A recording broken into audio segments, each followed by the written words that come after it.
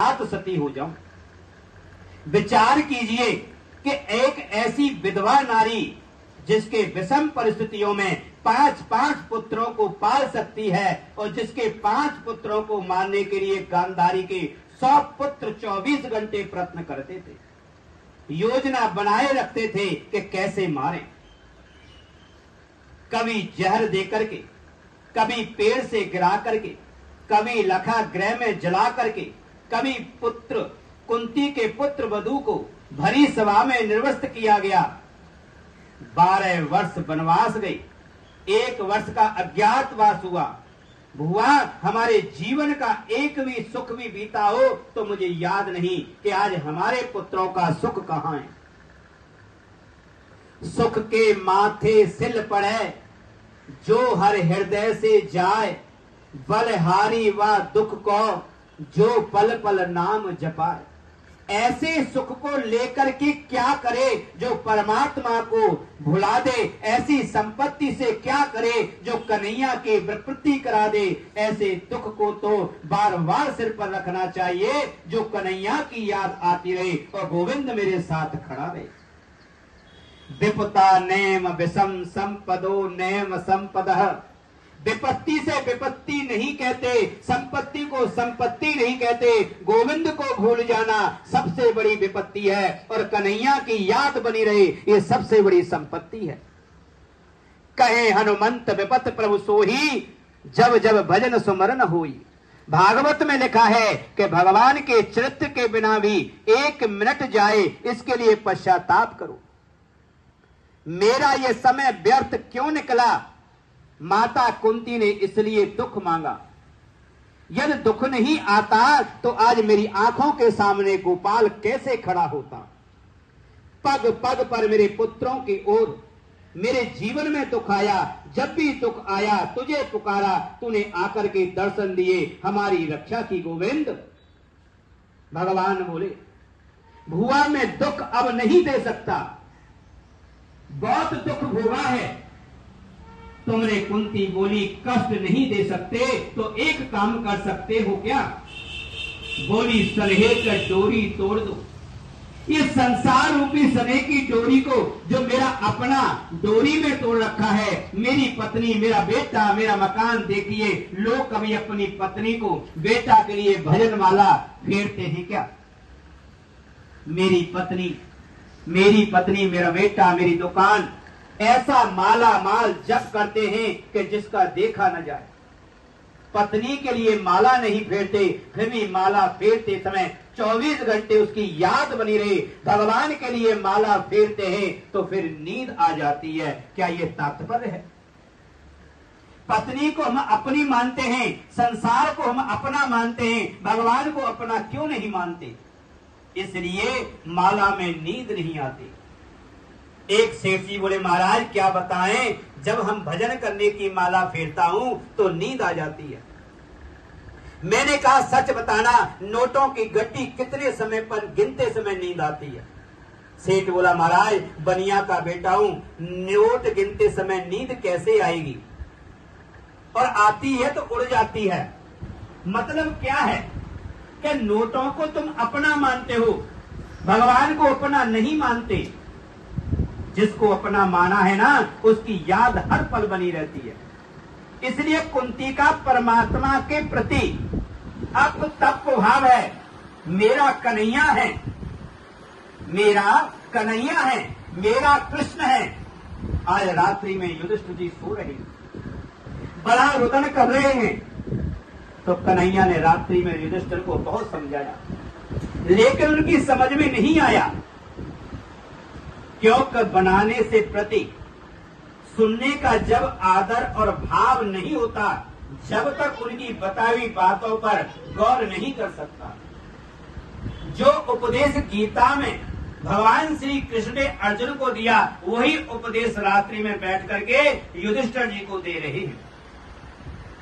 लेकिन अर्जुन की समझ में नहीं आया कि अर्जुन मन शिष्य भाव था, कृष्ण को गुरु माना और युधिष्ठिर की दृष्टि से कृष्ण बालक हैं। इसलिए बालक समझ करके उनकी बात पर गौर नहीं करते। कहने का भाव, बताने का भाव, प्रति आदर भाव मन से जगे, ये प्रयास करो।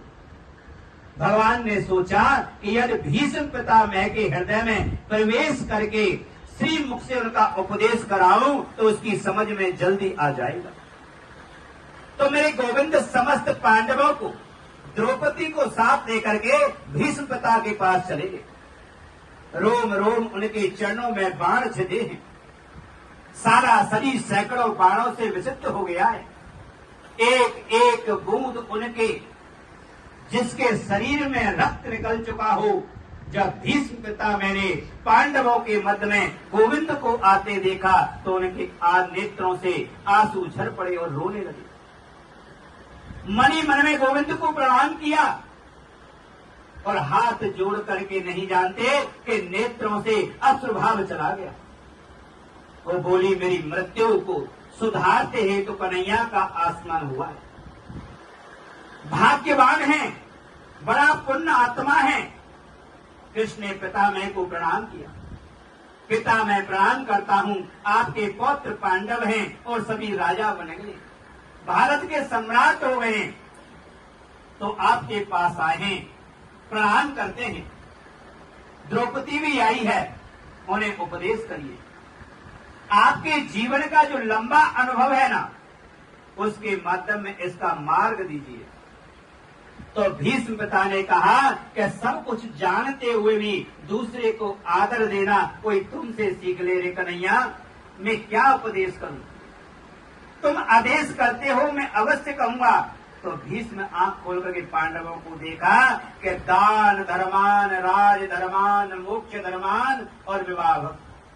पांडवों के, भीष्म ने पांडवों को सबसे पहले बताया, बेटा तुम लोग भारत के राजा बन गए और ये प्रसन्नता की बात है, लेकिन तुम ग्रस्त को आलसी होना चाहिए।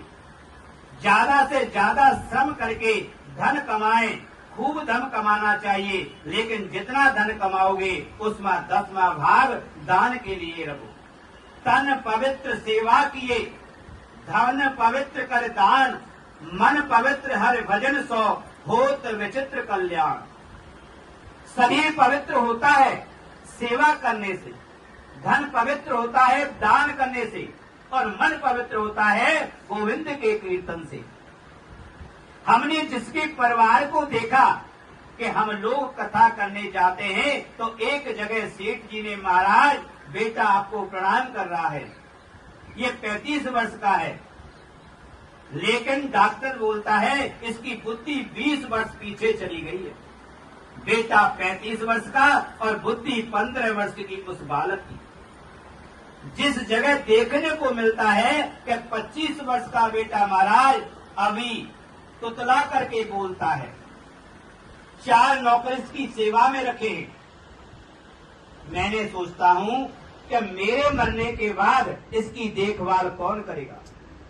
इसका मूल कारण क्या है कि हमने धन को केवल कमाया है, जमा किया है, उसके सुंदर कार्यों में, सत्कारों में नहीं किया।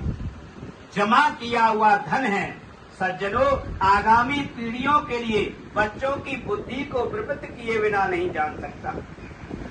ध्यान दें, एक बहुत बड़ा कुआं है, उसमें अथाह जल है, लेकिन कुएं में जल खींच करके बंद हो और कुएं में जब बिल्कुल मत निकालो, 10 वर्ष तक कुएं के पास मत जाना, पानी ही रहने दो।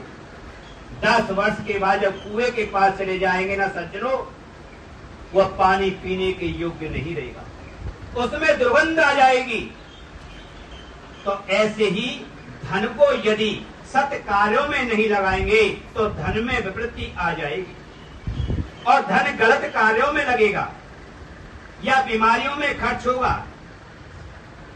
डॉक्टर आएगा, इंजेक्शन लगाएगा और 500 रुपए फीस लेकर के चला जाएगा, हॉस्पिटल में भर्ती किया जाएगा, 15 लाख खर्च हो जाएंगे। डॉक्टर ने लिख करके दे दिया कैसे अमेरिका ले जाओ, 50 लाख खर्च होंगे। तो पहले धन को उन्हें थोड़ा सत्कार्यों में लगाएं, कभी विपत्ति नहीं आ सके। शास्त्र कहता है कि अनुभव की बात है। शास्त्र में जो लिखा है कि हमारे संतों ने, ऋषियों ने सूखे पत्ते खा करके जिस ग्रंथ को लिखा और झूठा लिख करके उसको क्या देखा। इसलिए दान करने से धन पवित्र होता है। जहां शिक्षा नहीं है वह धन का सहयोग करो। जहां निशांत विपत्ता हो, भूखे मर रहे हो, वह धन के मध्य में सहयोग करो। हमारी संस्कृति के लिए जहां कोई मंदिर का निर्माण हो, गौशाला का निर्माण हो, जिसका उसे उतना दान करे, धन की शुद्धि होती है। भजन करने से मन पवित्र हो जाता है। दूसरी बात ये कहना चाहता हूं, तुम राजा हो। राजा के लिए पहला कर्तव्य है कि प्राणों की बलि लगा करके प्रजा की शुभ चिंतन करना। राजा को कभी पाप नहीं करना चाहिए, पाप होते हुए भी नहीं देखना चाहिए।